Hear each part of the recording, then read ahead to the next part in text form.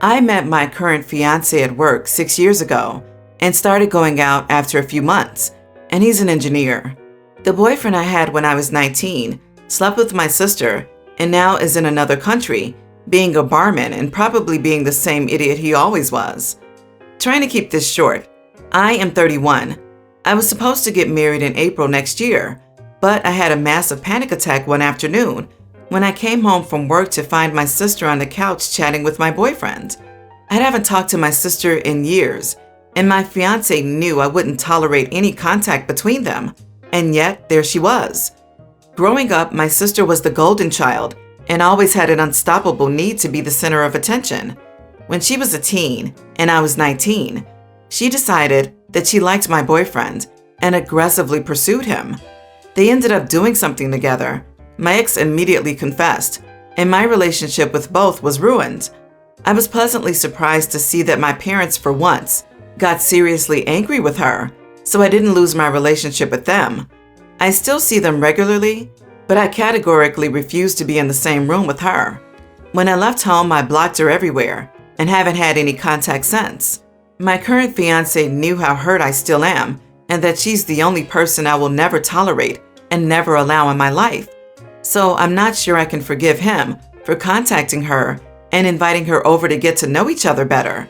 She wanted to make amends. They looked so lovely together there on the couch. I don't even know if it was the first meeting. I doubt it, or they would have been chatting secretly for some time. I feel bad typing that. I was petrified, told them I left something in the car, and ran away. I ignored his calls and went to my maid of honor to crash there for the time being.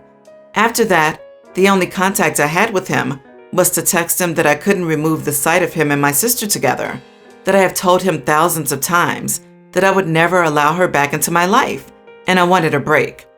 My parents know that the marriage is off. His parents know too. I'm stuck in this limbo where I'm so angry with him. I feel like I'm throwing 5 years of a relationship down the drain, but I don't see any other alternative. I feel like mine was a simple request, and if he has this unstoppable urge to contact her after I explicitly asked him not to, he is not the right person. But I feel so hurt I'm not sure if I'm thinking straight. How on earth did they even get in contact? They are both weirdos. That's so odd to do. Even if she wanted to make amends, why would you reach out to my fiance? I'm mad with you, girl. That's annoying. Even if he meant well, he disrespected a very clear boundary of yours. It's not like you were asking him something completely crazy, just not to speak to a stranger he doesn't know. Also, the thinking of surprising you with her in your home? What an idiot. You may decide you want to work through it. You may not. But either decision is valid.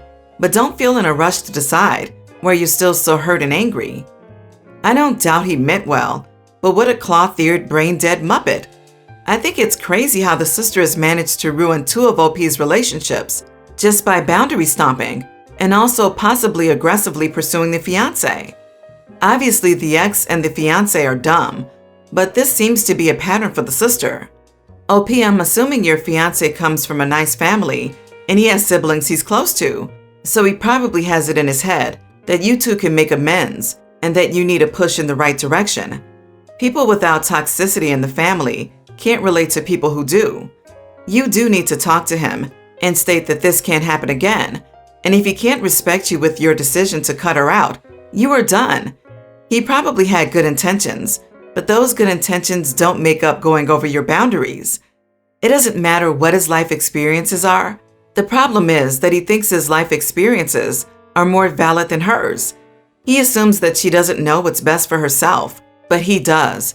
He hasn't listened to her or respected her as an equal. To me, this is a huge red flag. It's none of his business, so why is he getting involved?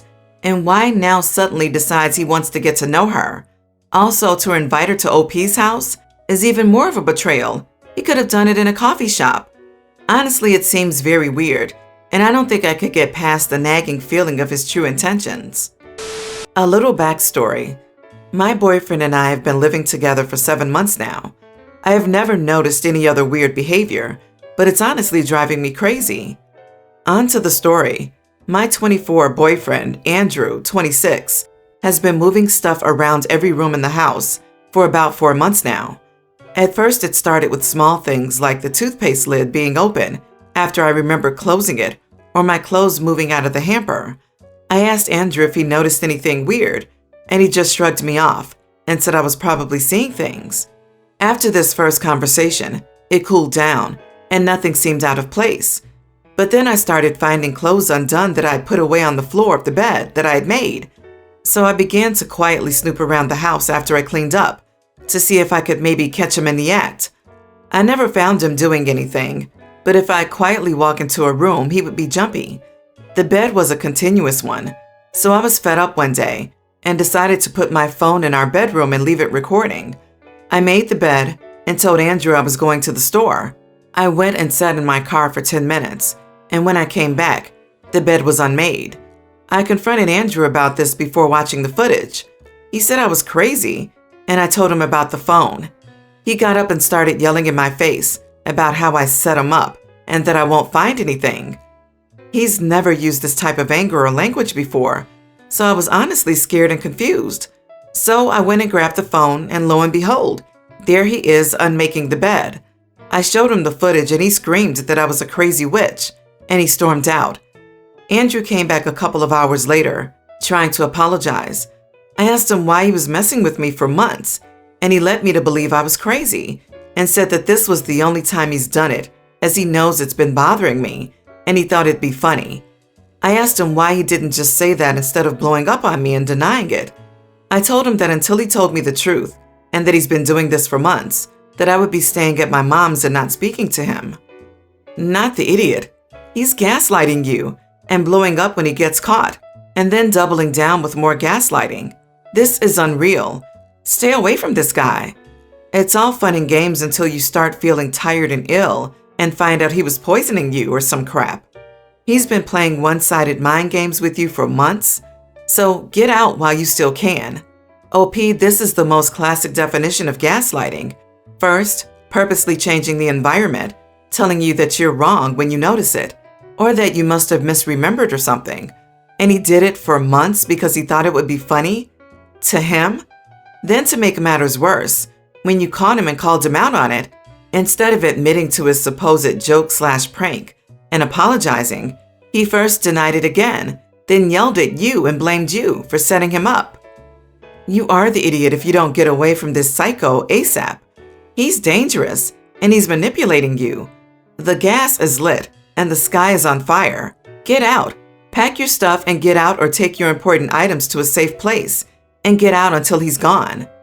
It sounds to me like he's laying the groundwork for some serious boundary stumping and nastiness down the line. I wouldn't go back. He has been doing this, which is why he was so angry he got caught. And the fact he got so angry so fast is extremely alarming. Please see this for what it is and get yourself out. Don't go back alone to get your stuff. To start, my husband's brother, aka my brother-in-law, and I have always been on bad terms. We don't see each other much, and we're not mean to each other, but more like we don't like each other. My brother-in-law was getting married this past week. He only invited my husband, which is fine because I wasn't planning to attend his wedding. Really no big deal. On the day of the wedding, my husband couldn't take the day off, but came home early to get ready to go to the wedding, which was 3 hours away. The toilet stopped working and needed to be fixed. I'm 7 months pregnant, and I frequent the bathroom many times a day. I asked my husband for 5 minutes to look at the toilet, and he suggested he'd fix it when he got back. So I tried to convince him to at least try, and it might work. He took a look and said it needed fixing, which would take 10 to 15 minutes. I asked him to do it even though he refused, but he did it anyway. He took a while and didn't pay attention to the time. He freaked out, saying he should be driving at that time, but I insisted he finish fixing the last part, and he barely did. He was mad and got dressed quickly and left. It turns out he arrived late and missed the ceremony and made it to the last part of the wedding. He was mad at me for causing him to miss a huge part of his brother's wedding and said his brother was upset and disappointed he wasn't there to support him. He argued, saying I made him late only because I couldn't go to the wedding, but I said that that's not true because even if he had sent an invitation, I would have declined to come. He then said that it must be because I hate his brother, and what I did was a petty attempt to make him miss his wedding. especially since I could have waited till he got back to fix the toilet. He's still mad at me for missing the wedding to this day. You are the idiot. You could have called someone to fix it. You could have just dealt with it. You knew he was on a timer, but rather than value his time, you chose to value your wants instead. Not sure how long ago this was, but don't be surprised if your husband resents you for this. You made him disappoint his brother, and clearly he is upset about it. You are the idiot. You are lying to your husband and yourself if you claim you didn't do it on purpose to make him late for the wedding. If the toilet was broken and the smell made you sick, you could have called a plumber. Instead, you were petty and passive-aggressive. You felt your husband shouldn't go if you weren't invited. Everyone's the idiot here.